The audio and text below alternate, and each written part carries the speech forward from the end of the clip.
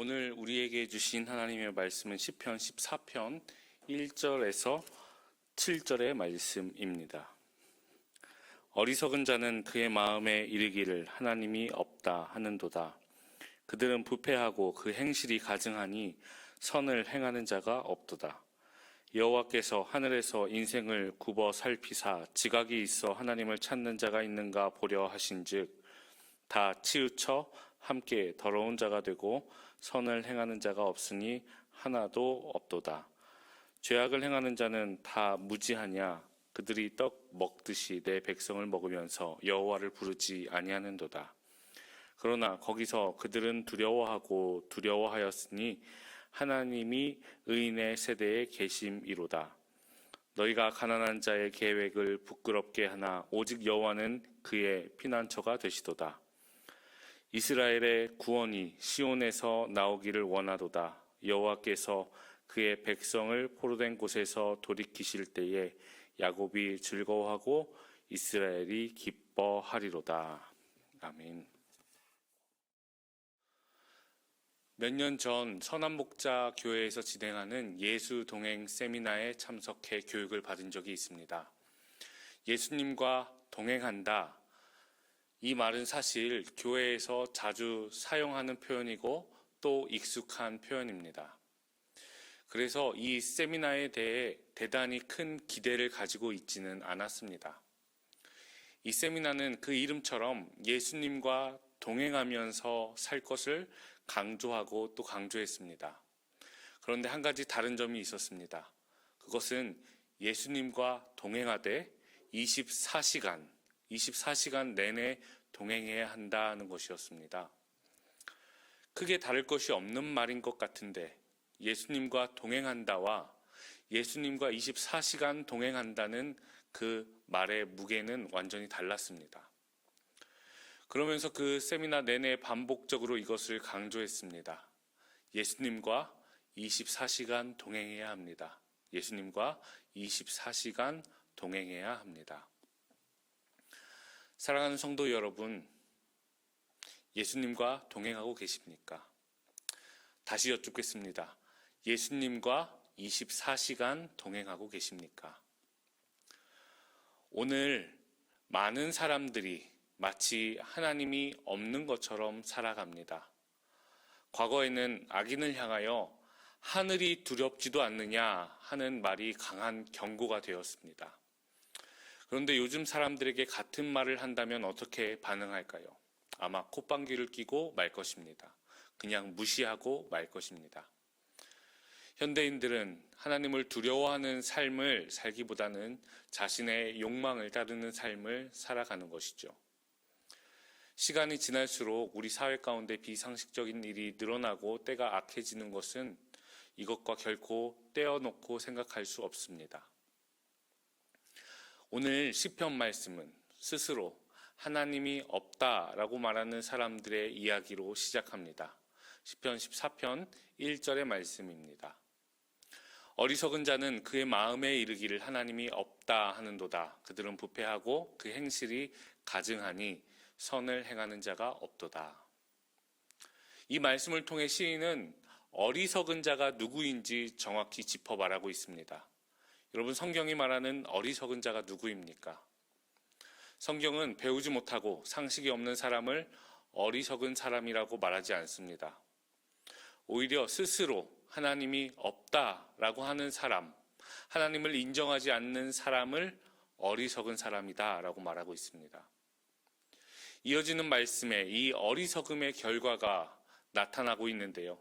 이 어리석은 사람들은 부패하고 그 행실이 가증한 일을 행한다, 이렇게 성경이 말합니다. 같은 말로 선을 행하지 않는다라고 말하고 있는 것이죠. 안타까운 것은 이런 악한 일들이 한 번의 행위로 끝나지 않는다는 것입니다.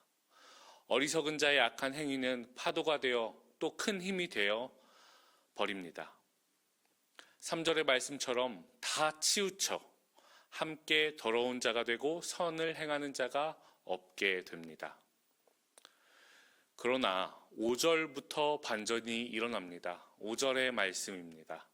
그러나 거기서 그들은 두려워하고 두려워하였으니 하나님이 의인의 세대에 계심이로다.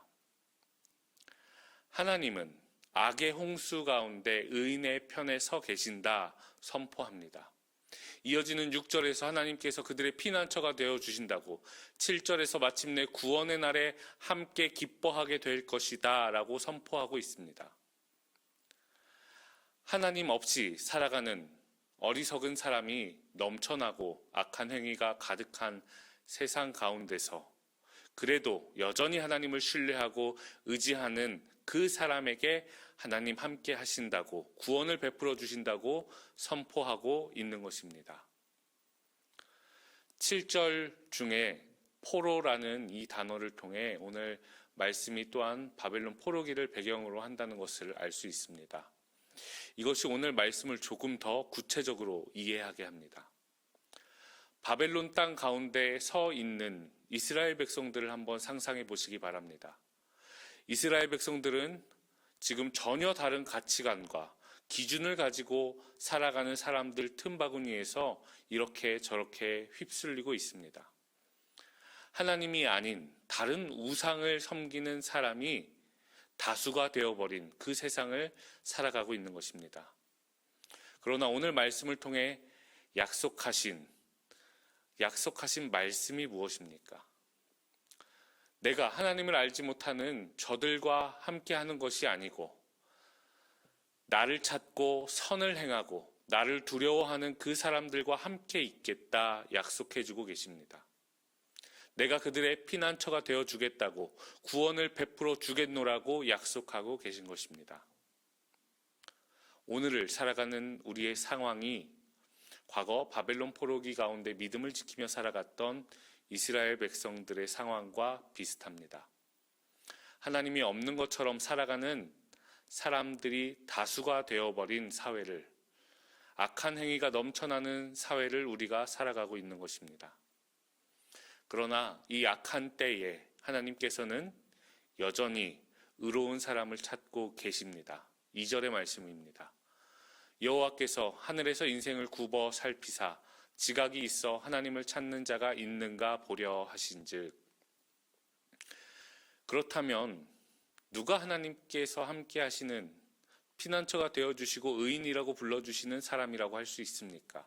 어떤 사람이 의로운 사람입니까? 오늘 시편 말씀을 통해 3가지로 말씀드립니다. 첫 번째, 하나님을 찾는 사람입니다. 앞서 살펴본 2절 말씀은 하나님께서 지각이 있어 하나님을 찾는 자가 있는가 보려 하신다 말씀하고 있습니다. 창세기 18장에도 비슷한 말씀이 나오는데요. 하나님께서 소돔 가운데 의인을 찾으시는 이야기입니다. 50명의 의인을 찾기 시작하셨는데 그 큰 성 가운데에 의인 10명을 찾지 못했습니다. 결국 그 성이 무너지고 말았습니다.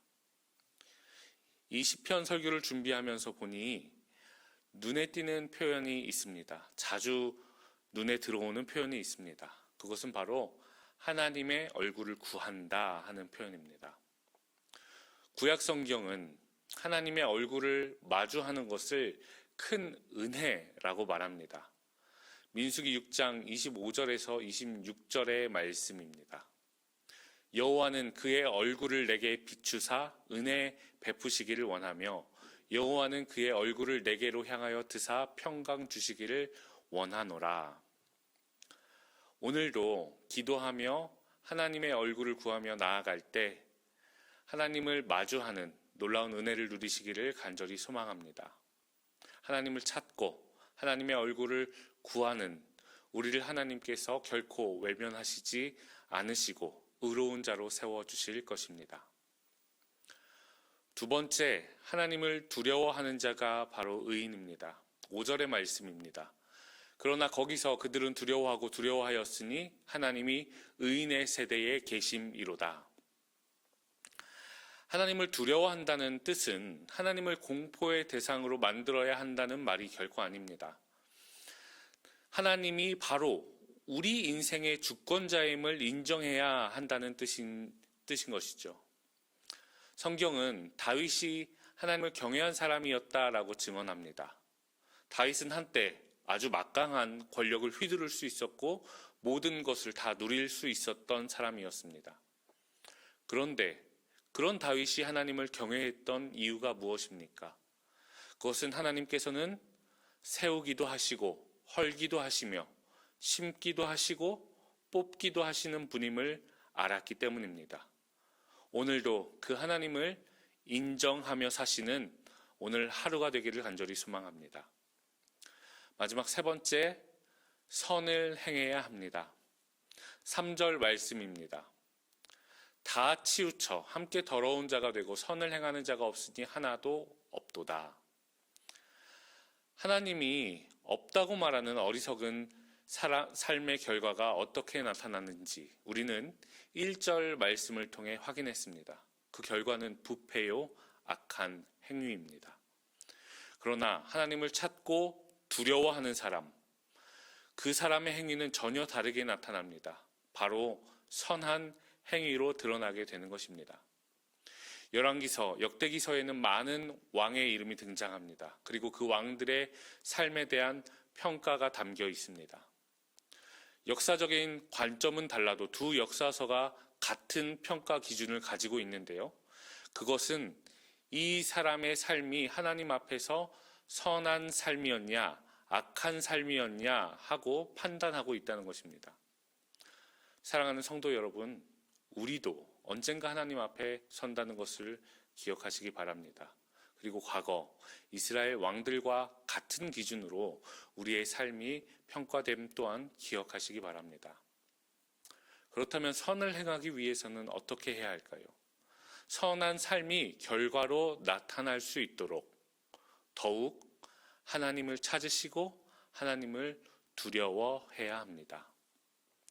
사랑하는 성도 여러분, 오늘 하나님께서 이 세상 가운데 의인을 찾고 계십니다.